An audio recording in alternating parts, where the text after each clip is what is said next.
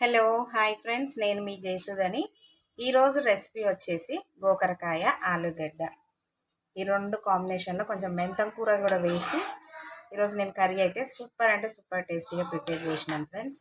ఇది రైస్లోకి చపాతీలోకి చాలా బాగుంటుంది. ఓకేనా? ఇంట్లో ఇష్టపడని వాళ్ళు కూడా నేను చెప్పిన విధంగా మీరు ఇట్లా కర్రీ అయితే ట్రై చేయండి, ఇష్టంగా తింటారు. ఓకేనా? పిల్లలు పెద్దలు అందరూ. సో ఇప్పుడు ఇది ప్రాసెస్ అయితే మనము స్టార్ట్ చేసుకుందాం.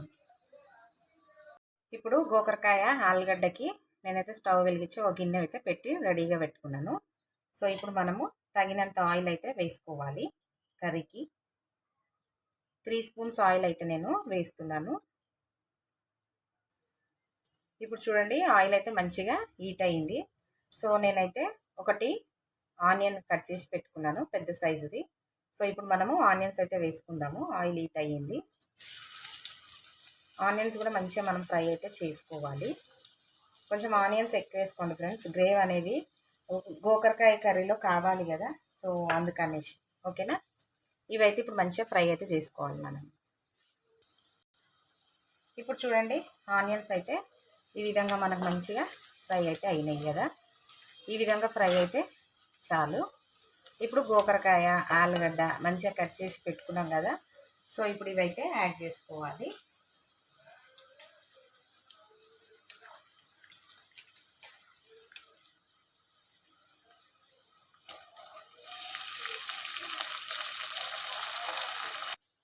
ఇప్పుడు చూడండి, ఆలుగడ్డ గోకరకాయ కూడా వేసుకున్నాం కదా.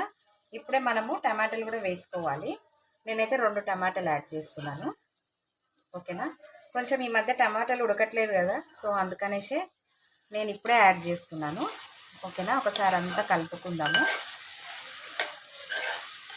సూపర్ అంటే సూపర్ టేస్టీగా ఉంటుంది ఫ్రెండ్స్. ఇట్లా కొంచెం నూనెలో ఉడికియాలి ఇది కర్రీ. ఇంకా కొంచెం దగ్గరగా ఉండాలి, బాగుంటుంది, ఎక్కువ వాటర్ వేయకుండా. ఓకేనా? మస్తు అంటే మస్తు టేస్టీగా ఉంటుంది. తినని వాళ్ళు కూడా తింటారు. ఓకేనా? అయితే ఇప్పుడే మనము స్పైసెస్ కూడా వేసుకుందాము. ఆయిల్లో కూరగాయలతో పాటు ఇవి కూడా మంచిగా ఫ్రై అవుతాయి. పసుపు 1 స్పూను, అల్లం పేస్ట్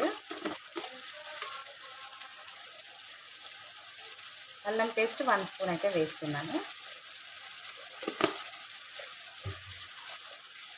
నెక్స్ట్ కారము మీరు మీ టేస్ట్కి తగ్గట్టుగా వేసుకోండి. నాకైతే 2 స్పూన్లు పడుతుంది.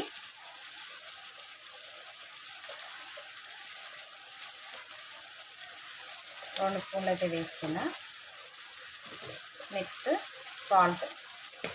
సాల్ట్ వేస్తే కొంచెం ముందుగానే వేస్తే మంచిగా కర్రీ అనేది ఉడికిపోతుంది. నేను 1.5 స్పూన్ కారం అయితే వేస్తున్నా. మీరు కూడా ఇది మీ టేస్ట్కి తగ్గట్టుగానే వేసుకోండి. నెక్స్ట్ ధనియాల పొడి. అన్నీ వేసి ధనియాల పొడి వేయకపోతే టేస్ట్ వేరేగానే ఉంటుంది. అందుకనేసి నేనైతే 2 స్పూన్స్ ధనియాల పొడి అయితే వేస్తున్నాను. ఇప్పుడు వేయవలసినవి అయితే ఏమి లేవు. ఓకేనా? స్పైసెస్. సో ఇప్పుడు ఇదంతా ఇట్లా మంచిగా కలుపుకొని ఫ్లేమ్ అనేది చిన్నగా పెట్టుకొని ఆయిల్లోనే 50% మనము ఉడికించుకోవాలి. ఓకేనా?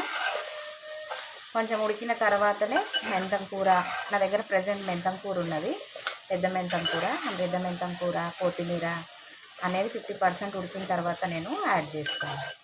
ఓకేనా? ఇందులో కొంచెం వాటర్ వేసి అడుగు అంటుకే కొంచెం వాటర్ వేసి ఇంకొంచెం సేపు అయితే ఉడికించుకోండి. ఫ్లేమ్ అయితే చిన్నగా పెట్టండి, ఏమాత్రం మాడదు. ఓకేనా? ఇప్పుడు ఒక మూత పెట్టి ఉడికించుకుందాం ఆయిల్లో.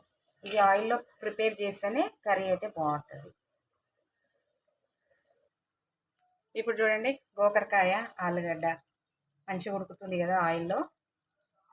పెద్ద మెంతం కూర, కొత్తిమీర ఇది ఇప్పుడే యాడ్ చేసుకోవాలి. గోకరకాయ లేతగానే ఉన్నది, సో మంచిగానే ఉడుకుతుంది. చూడండి ఆయిల్లో. ఆలుగడ్డ కూడా చూడండి మంచిగానే మెత్తబడ్డది, ఒక 50%.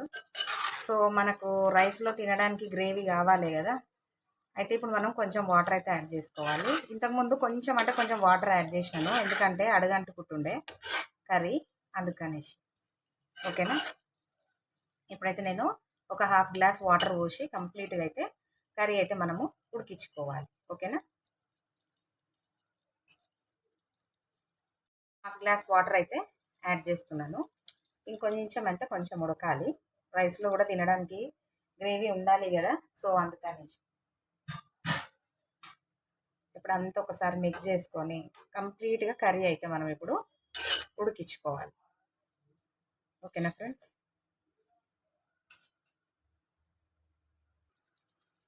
ఇప్పుడు చూడండి, మన గోకరకాయ కర్రీ అయితే కంప్లీట్ అయ్యింది. ఒకసారి చెక్ చేసుకుందాము. ఆలుగడ్డ కూడా ఇక చూడండి మంచిగా ఉడికిపోయింది.